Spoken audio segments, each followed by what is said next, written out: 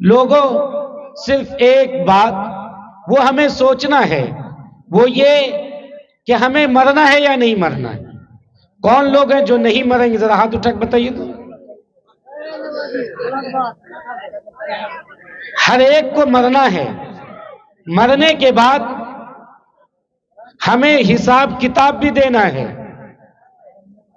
ہمارے لیے جہنم کا بھی فیصلہ ہو سکتا ہے اور ہمارے لیے جنت کا بھی فیصلہ ہو سکتا ہے۔ اگر آپ کا نام اعمال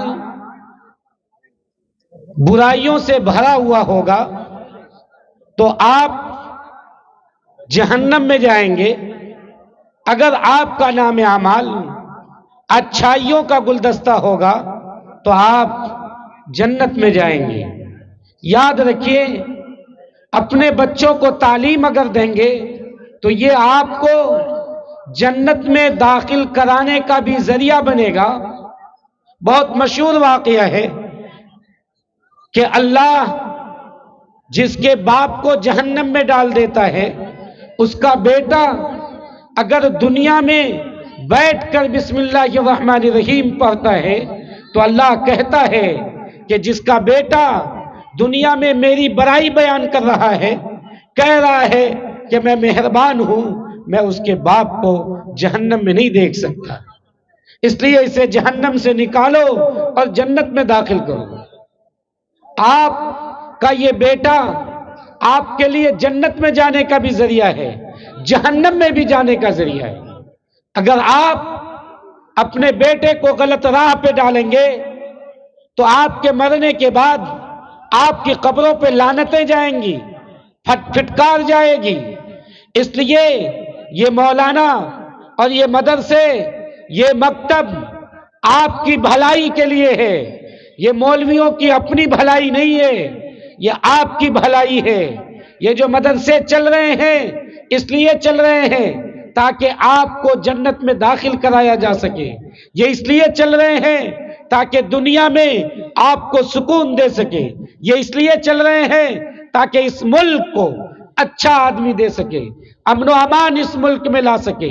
اگر یہ مدرسے خدا نخواستہ بند ہو گئے، چاہے وہ جس کی وجہ سے بند ہو، تو یہ ملک چرمرا جائے گا، ملک میں امن و امان نہیں رہے گا، ملک میں آدمی نہیں بسے گا، ملک میں انسان نہیں بسیں گے، ملک میں بھیڑیے رہیں گے جو ایک دوسرے پہ ظلم کرے گا، دوسروں کے مال کو دبائے گا، رشوت خوری کرے گا، چھینا جھپٹی کرے گا، بے ایمانی کرے گا، دوسروں کے حق کو دبائے گا، حق تلفی کرے گا، بھائیوں پہ ظلم کرے گا، پڑوسیوں کو ستائے گا۔ یہ تمام اچھائیوں کی تعلیم اسی مدرسے سے دی جاتی ہے۔ آج بھی اگر اس ملک میں انسان ہے، اچھے لوگ ہیں، تو وہ اسی مدرسے کا دین ہے۔ آپ غیر بند کر رہا ہے، غیر آپ کے مدرسے کے پیچھے لگے ہوئے ہیں، اللہ کے واسطے آپ نہ لگیے مدرسوں کے پیچھے۔ میں دل کے درد کے ساتھ کہتا ہوں کہ خاص طور پر ہم لوگوں کے یہاں جو مدرسے ہیں، میں کہیں دور کا نہیں، آپ کے قریب چکلا کا رہنے والا ہوں، خاص طور پر ہم لوگوں کی برادری میں جو مدرسے ہیں، ہم لوگوں کے یہاں جو مدرسے اور مسجدیں، اس کا سب سے زیادہ برا حال ہے، اور برا حال کرنے والے گاؤں کے زمیندار، گاؤں کے مالدار لوگ ہیں جو اپنی سیاست کی گوٹی اس مدرسے میں چلاتے ہیں، ان مسجدوں میں چلاتے ہیں۔ آپ یاد رکھیے، اگر اللہ کے دین میں، اللہ کے گھر میں، رسول اللہ کے گھر میں اگر آپ سیاست کریں گے، آپ کی نسلیں برباد ہو جائیں گی، ترسیں گی آپ کی نسلیں سکون کے لیے، امن کے لیے، اطمینان کے لیے۔ اس لیے جو مدرسے آپ کے یہاں چل رہے ہیں، ان مدرسوں کو مضبوط کرنا، اس مدرسوں کو لہلہا دینا، اس مدرسوں کو مضبوط درخت بنا دینا، یہ آپ کی ذمہ داری ہے۔ سب سے پہلے زمینداروں کی، مالداروں کی، طاقت والوں کی، مضبوط لوگوں کی ذمہ داری ہے، پھر ہم سب لوگوں کی ذمہ داری ہے۔ ہمارا بچہ چاہے صبح ہو یا شام، وہ مدرسے میں نظر آئے یا دروازے پر بیٹھ کے، چاہے وہ RAT ریٹ، CAT کیٹ کی رٹ لگا رہا ہو، یا الف سے اللہ، نون سے نبی پکار رہا ہو، جو بھی بول رہا ہو، لیکن اگر وہ کتاب کھولے ہوا ہے، کتاب اس کے سامنے ہے، تو میں گارنٹی کے ساتھ کہتا ہوں کہ یہ خود گاؤں، ہمارا معاشرہ اتنی بلندی پہ جائے گا، اتنی بلندی پہ جائے گا کہ دنیا دیکھ کر حیران رہے گی۔ لیکن اس کے لیے ہمیں قدم بڑھانا ہوگا۔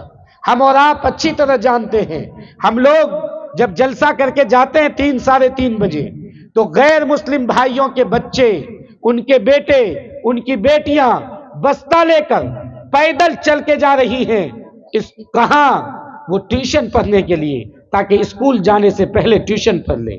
اور ہمارا مدرسہ اگر 7 بجے صبح کھلتا ہے تو گاؤں کا بچہ 8 بجے صبح پہنچتا ہے، اور 9 بجے کھچڑی کھانے کے نام پہ وہاں سے بھاگ جاتا ہے۔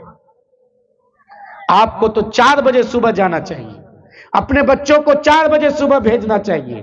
نوجوانوں، تمہیں جاگنا ہوگا۔ رات میں اپنی بیوی کو موبائل دکھانے کے بجائے اسے سویرے سلاؤ، صبح 3:30 بجے اسے جگاؤ، کہو کہ نہاؤ دھو، اپنے بچوں کے لیے ناشتہ تیار کرو، ٹفن تیار کرو، اور 6 بجے صبح وہ اپنے بچوں کو جہاں تعلیم حاصل کرتا ہے وہاں بھیج دے، تبھی تمہارا مستقبل ٹھیک ہوگا۔ ورنہ ابھی تو سنتے ہم اور آپ کہ باپ کو اولڈ روم میں رکھ دیا جاتا ہے، بڑھاپے کے روم میں رکھ دیا جاتا ہے، گھر سے باہر نکال دیا جاتا ہے۔ خود آپ کے گاؤں میں یہ بنے گا اور مجبور ہوں گے آپ بنانے پہ۔ اپنے باپ کو آپ کا بیٹا آپ کو وہیں رکھ دے گا، کوئی پوچھنے والا نہیں ہوگا، آپ کے کپڑے میں پخانہ پیشاب ہوگا، کوئی دھونے والا نہیں ہوگا۔ آپ چلائیں گے، بہو کو پکاریں گے، بیٹوں کو پکاریں گے، پوتوں کو پکاریں گے، کوئی آپ کے قریب نہیں آئے گا۔ ضرورت اس بات کی ہے کہ اپنے بچوں کو تعلیم دیجئے، ورنہ وہ دن دور نہیں کہ یہاں کے لوگ آپ کو غلام بنا دیں گے۔ جاہل جب رہیں گے تو جاہلوں کو غلام بنانا آسان کام ہے۔ میرا صرف ایک ہی پیغام ہے کہ آپ بھیک مانگیے یا آپ کو قبول ہو جانا چاہیے۔ پنی ٹانگ کے کھیت کھلیان میں زندگی گزاریے، مکان نہ بنائیے، زمین نہ خریدیے، لیکن آپ اپنے بیٹے کو مولانا بنائیے، حافظ بنائیے، ڈاکٹر بنائیے، آئی پی ایس بنائیے، ڈی ایم بنائیے۔ آپ کا بیٹا نوکری میں بھی ہو، آپ کا بیٹا مولوی اور مولانا بھی ہو، یقین مانیے پہلے اپنے بچوں کو قرآن کی تعلیم دیجئے، پھر دنیا کی تعلیم دیجئے، تبھی یہ دنیا بھی آپ کے قدموں میں آئے گی، تبھی آپ کو عزت ملے گی، ورنہ آپ ناکام و نامراد رہیں گے۔